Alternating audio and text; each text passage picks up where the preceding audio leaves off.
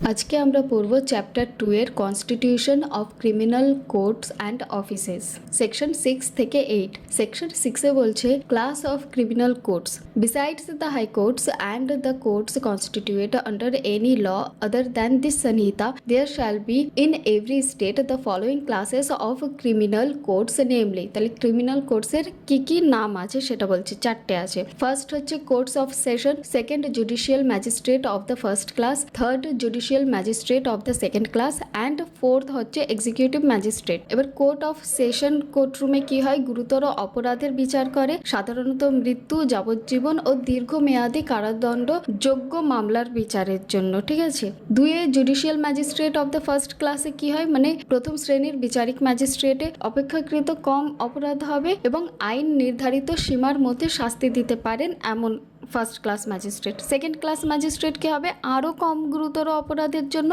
এবং শাস্তি প্রদানের ক্ষমতা খুবই লিমিটেড, মানে সে অল্পই কিছু শাস্তি দিতে পারবে। এক্সিকিউটিভ ম্যাজিস্ট্রেট কারা হবে, যাদের কোনো বিচার করার কাজ নেই, তারা সবসময় অ্যাডমিনিস্ট্রেটিভ কাজ যেগুলো হয়ে থাকে সেইগুলো করবে, যেরকম হচ্ছে প্রশাসনিক ও নির্বাহী কাজ করেন, আইন শৃঙ্খলা রক্ষা এবং প্রতিরোধমূলক ব্যবস্থা, যত সব অ্যাডমিনিস্ট্রেটিভ কাজগুলো হবে সেইগুলো হচ্ছে এক্সিকিউটিভ ম্যাজিস্ট্রেটের কাজ। এরপর পড়ি section 7 territorial division. Every state shall be a session division or shall consist of a session division and every session division shall for the purpose of the Sanhita be a district or consist of districts। তাহলে প্রত্যেকটি রাজ্যে হয় একটি session division হবে অথবা একটি session ডিভিশনে বিভক্ত থাকবে, কেমন, এবং প্রতিটি সেশন ডিভিশন এই সংহিতার উদ্দেশ্যে হয় একটি জেলা মানে ডিস্ট্রিক্ট হবে অথবা একটি জেলা নিয়ে গঠিত হবে। দুইকে বলছে the state government may after consultations with the High Court alter the limits or the numbers of such divisions and district। তাহলে রাজ্য সরকার হাইকোর্টের সঙ্গে পরামর্শ করে এই সেকশন ডিভিশন ও ডিস্ট্রিক্টগুলির সীমা মানে লিমিটস গুলো পরিবর্তন করতে পারে অথবা সংখ্যা মানে নাম্বার বাড়াতে কমাতেও পারে। তিনি কি বলছে, the state government may after consultations with the high court divided any district into subdivisions and may alter the limits or number of such subdivisions. মানে রাজ্য সরকার হাইকোর্টের সঙ্গে পরামর্শ করে যে কোনো জেলাকে উপবিভাগে মানে সাব ডিভিশনে ভাগ করতে পারে এবং ওই উপবিভাগগুলির সীমা বা সংখ্যা পরিবর্তন করতে পারে। চারে বলছে the session division district and subdivisions existing in the state at the commencement of this Sanhita shall be deemed to have been formed under this sections. তাহলে এই সংহিতার কার্যকর হওয়ার সময় রাজ্যের যেসব সেশন ডিভিশন ডিস্ট্রিক্ট ও সাব ডিভিশনস বিদ্যমান ছিল সেগুলিকে এই ধারার আইনে গঠিত হয়েছে বলে ধরে নেওয়া হবে, মানে deemed to have been formed। এবার পড়ি কোর্ট অফ সেশন। ওয়ানে বলছে the state government shall establish a court of session for every session division. মানে সেশন আদালত স্থাপন ও বিচারক নিয়োগ করতে পারে, কেমন, প্রত্যেক সেশন ডিভিশনের জন্য রাজ্য সরকার একটি করে কোর্ট অফ সেশন মানে আদালত স্থাপন করবে। এবং দুয়ে বলছে every court of session shall be preside over by a জাজ to be appointed by the high court. মানে প্রত্যেক কোর্ট অফ সেশন একজন বিচারক মানে সেশন জাজের দ্বারা পরিচালিত হবে, যিনি হাইকোর্ট কর্তৃক নিযুক্ত হবেন। তিনি বলছে the high court may also appointed additional session জাজ to exercise jurisdictions in a court of session. এবার এখানে দেখো অ্যাডিশনাল সেশন আমি পার্পল করে রেখেছি কারণ আগের পুরনো CrPC-তে এটা কিন্তু ছিল না, এটা নতুন চেঞ্জ হয়ে এটা অ্যাড হয়েছে। তাহলে হাইকোর্ট প্রয়োজনে এক বা একাধিক অ্যাডিশনাল সেশন জাজ নিয়োগ করতে পারে যাতে তারা সেশন আদালতের বিচারিক ক্ষমতা মানে জুরিসডিকশন প্রয়োগ করতে পারেন। এবং চারে বলছে দ্য সেশন জাজ of one session divisions may be appointed by the high court two be also an additional session জাজ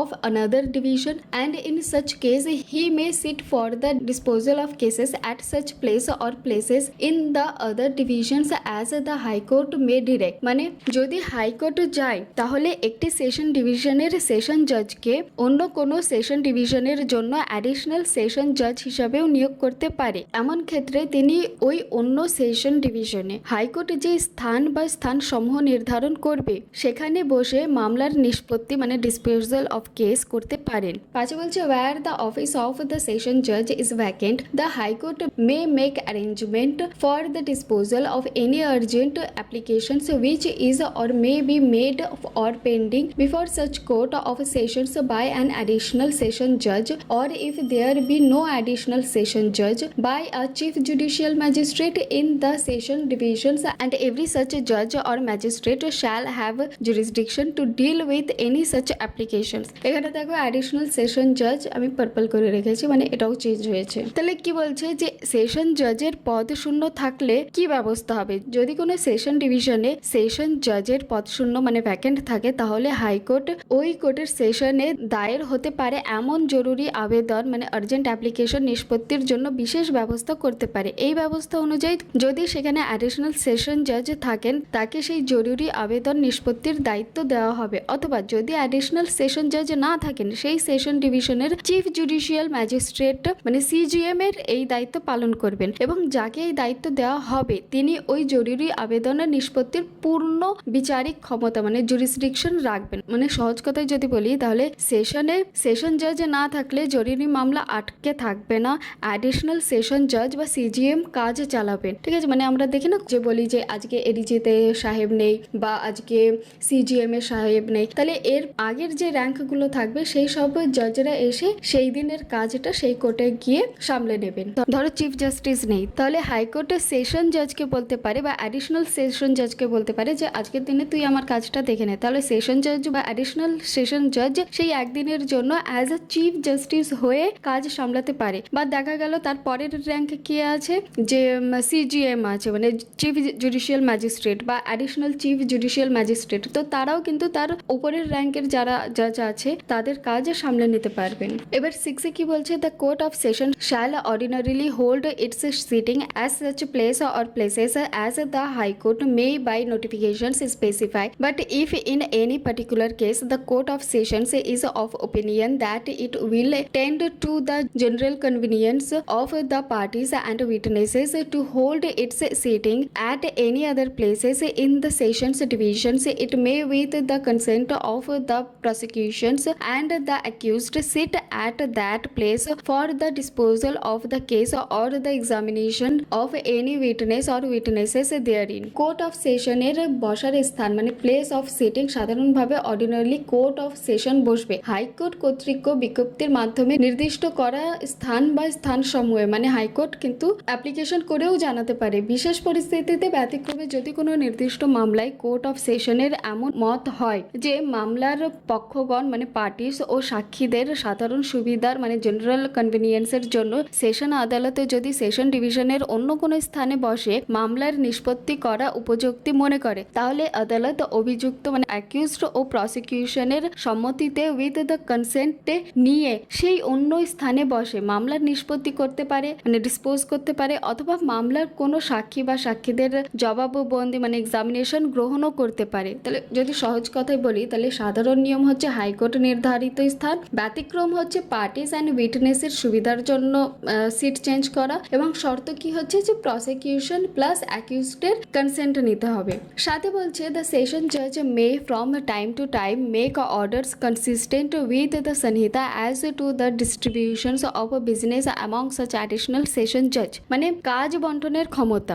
ঠিক, তাহলে সেশন জাজ সময়ে সময়ে এই সংহিতার মানে বিএনএসএস এর বিধানের সঙ্গে সামঞ্জস্য রেখে মানে মিলতাল রেখে তার অধীনস্থ অ্যাডিশনাল সেশন জাজদের মধ্যে মামলা ও অন্যান্য কাজের বন্টন যেগুলো হয় মানে ডিস্ট্রিবিউশন অফ বিজনেস সংক্রান্ত আদেশ জারি করতে পারেন। যদি সহজভাবে বলি, তাহলে কোন অ্যাডিশনাল সেশন জাজ কোন মামলা দেখবেন তা সেশন জাজ ঠিক করবেন। ওকে, এইটি বলছে দ্য সেশন জাজ may also make provisions for the disposal of any urgent applications in the event of his absence or inability to act by an additional session judge, or if there be no additional session judge by the chief judicial magistrate, and such judge or magistrate shall be deemed to have jurisdiction to deal with any such applications. তাহলে অনুপস্থিতিতে জরুরি আবেদনের ব্যবস্থা। তাহলে যদি session জাজ অনুপস্থিত থাকেন অথবা কোনো কারণে দায়িত্ব পালন করতে অক্ষম হন, তাহলে তিনি আগেই এমন ব্যবস্থা করতে পারেন যাতে কোনো অ্যাডিশনাল সেশন জাজ অথবা